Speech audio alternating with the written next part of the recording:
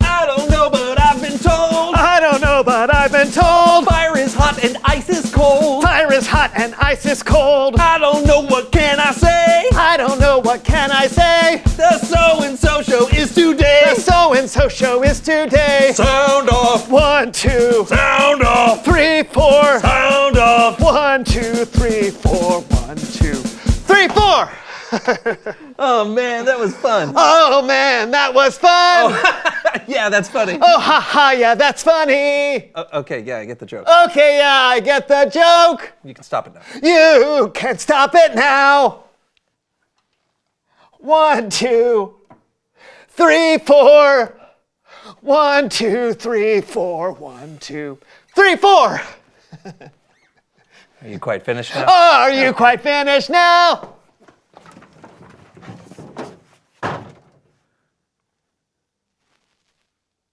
John just left and slammed the door.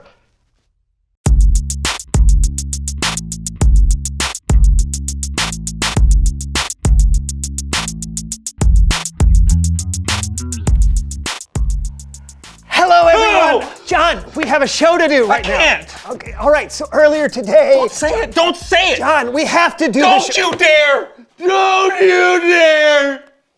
No. So, we just got back from a camp, and I told a story that apparently really scared John. I didn't think it was scary, but I don't know. I don't see how we're going to get through the rest of the show. Look, they could be coming back at any second, Brandon. Any second. Who knows what they're going to take this time? Maybe it's not going to be snacks. Maybe it's going to be our precious The artifacts. story is not real, John. I made it up. Oh, did you? Yes. Did you? Oh, okay. Brandon told this terrifying story. It's about a group of animal thieves, and it's the most terrifying animal ever. Squirrel? Ah! Did they come? Are we safe? Are all our artifacts safe? John, this is getting ridiculous. You can't possibly be scared.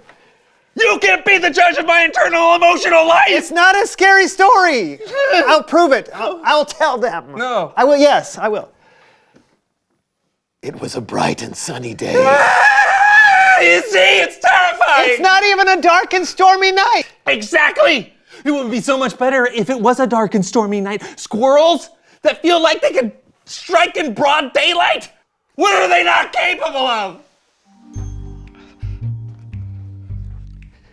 Okay, here's the story.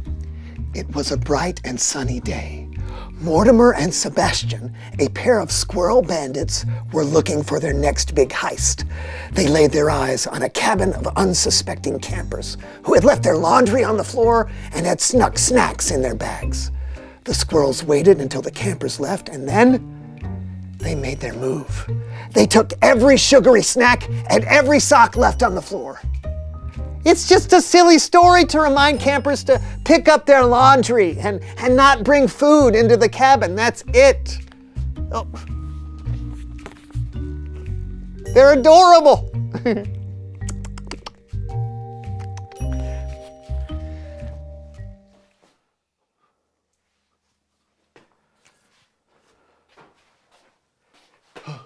What is going on now? Shh! I think I hear something. John, we have got to get on with the show. Why did you tell me that terrifying You story? have got to get over this unreasonable fear of squirrels. Unreasonable fear of squirrels? Yes. Unreasonable fear of... Shh! I hear something. Oh, they're coming! Ready.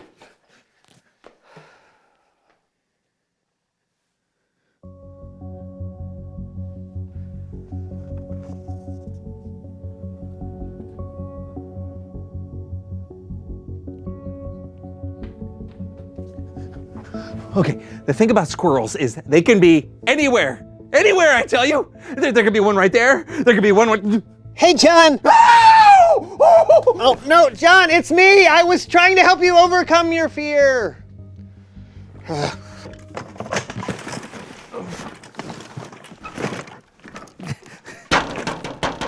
Hey, John, can you let me in, please? No, not yet. They're coming. The bandits are coming. No, John. No. It was me. No, don't worry. Everything is safe.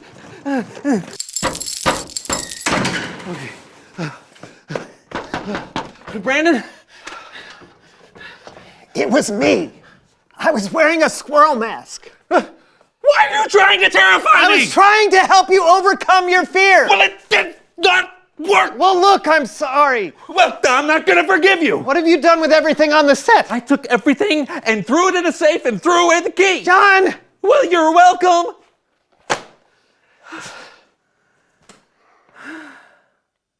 So, It's Bible story time with Kellen.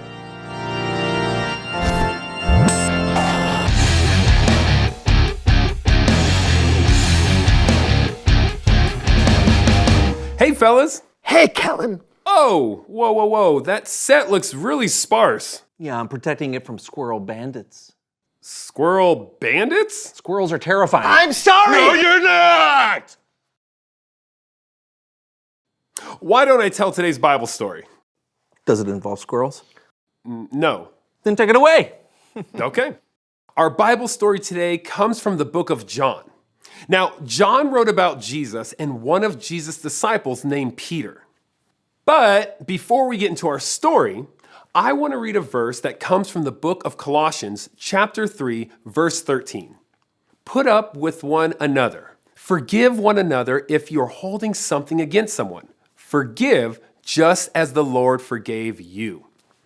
So, it sounds like forgiveness is a really important thing. But if you've ever been hurt or angry at someone for something they've done, you know that forgiveness can be a really hard thing to do. I think that's one of the reasons Jesus showed us how to forgive when he was here. And we'll hear about that forgiveness firsthand as we go behind the Bible. All right, then let's go.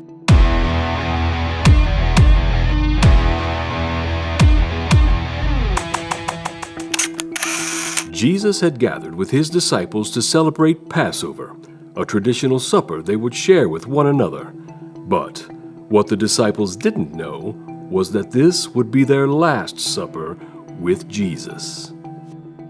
Sometimes when we were with Jesus, he said things we didn't understand. That night at Passover, he said he was going somewhere we couldn't follow. I didn't know where he meant, but I was sure that I could go with him. I said, I will give my life for you. And Jesus was like, would you really? And this part he made very clear. He said, before the rooster crows, you will say 3 times that you don't know me. I was thinking, no way. There's no way.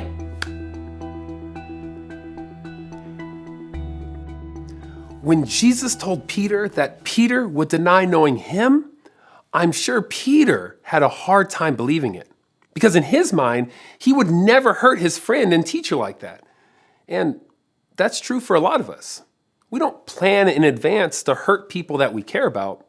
But sometimes, when we get caught up in the moment, we do and we say things that we wish we could take back. And that's what happened to Peter. After dinner, Jesus was betrayed by his disciple Judas, and he was placed under arrest.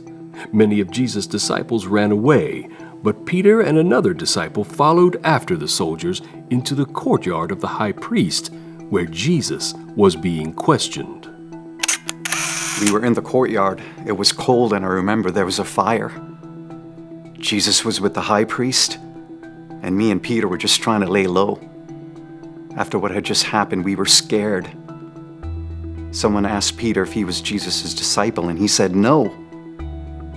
And then someone else asked him again, and he said no again. We all heard at supper what Jesus said. That Peter would say he didn't know Jesus 3 times before the rooster crowed. And then it happened. A third person asked Peter if he knew Jesus, and he said no. And then The rooster crowed. Many of you know what happened next in the story. Jesus was sentenced to death and died on a cross. But then, 3 days later, Jesus came back from the dead. His disciples were amazed. But Peter still remembered the 3 times he had denied knowing Jesus. Some time later, Peter and some other disciples were out on a boat fishing when they saw a man standing on the distant shore. We'd been fishing all night and hadn't caught anything. And we see this guy on the shore and he's like, "Friends, don't you have any fish?" We're like, "No." So he says, "Throw your nets on the other side." It sounded a little unusual, but we did it. And it worked. We caught so many fish, the net was so heavy. And that's when I knew who the person on the beach was. It was Jesus. When John told me it was Jesus, I jumped into the water and just swam to shore. I had to see Jesus. The others followed after me in the boat, and when they got to shore with 153 fish we'd caught, we had breakfast with Jesus.